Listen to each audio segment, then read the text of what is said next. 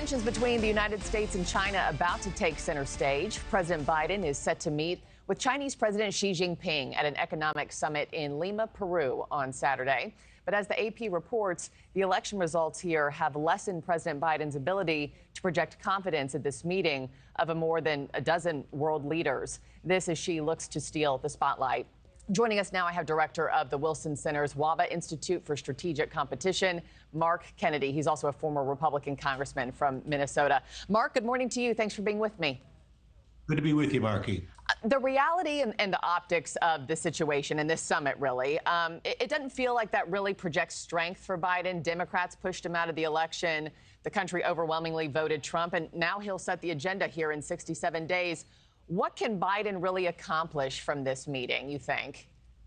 Well, I think part of what he wants to communicate is that there is still somebody in the White House until we do the handover. As part of a democracy, even though a new president has been elected, that if something happens between China and the U.S., that he's still paying attention. Also, he wants to be at APEC because the Asian Pacific countries are very important to the U.S., and if he was at APEC and she was as well, and they didn't meet, that would send a signal to the world. The world is watching this most important relationship. They want to see to the greatest extent possible that China and America are communicating.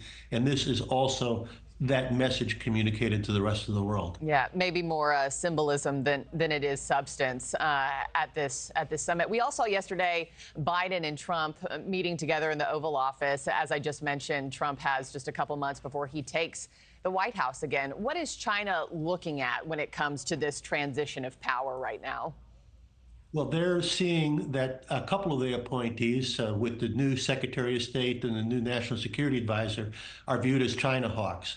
So they're seeing that as Trump prepares for the new administration, that continuing to have a tough stance towards China is still on his agenda. That's, of course, a concern. And whether that's part of the topic of conversation between Biden and Xi, will find out. Yeah. What do you make of the picks and what that means for national security? Mike Waltz for National Security Advisor, Pete Hegseth to head up the Pentagon, Tulsi Gabbard, National Intelligence. What's your take on what this means for the country moving forward and how other world leaders view us? Well, clearly they're looking at us and wondering what kind of stance we'll have. Many of the appointees have a position vis-a-vis Ukraine that is consistent with Trump has said. And so Europe in particular has some concerns. On the flip side, China, as I mentioned, with the key positions of Secretary of State and National Security Advisor being staffed by people with strong views towards China, I think they're still viewing themselves as on edge. Mm-hmm. China has been expanding its influence here in our hemisphere, including a $1.3 billion megaport in Peru, where that summit is taking place. Mark, what's your read on that and kind of what are their ultimate goals there?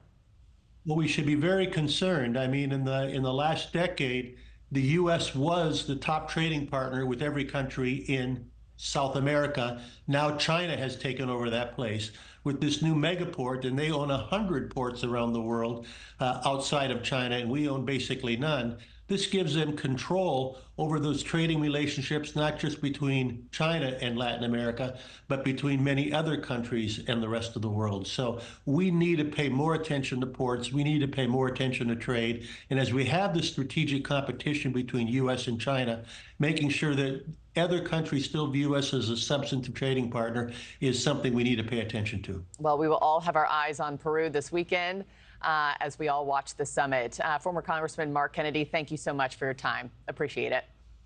Thanks for watching, everybody. Go to joinnn.com to find NewsNation on your television provider. Also, don't forget to click that red subscribe button below to get more of NewsNation's fact-driven, unbiased coverage.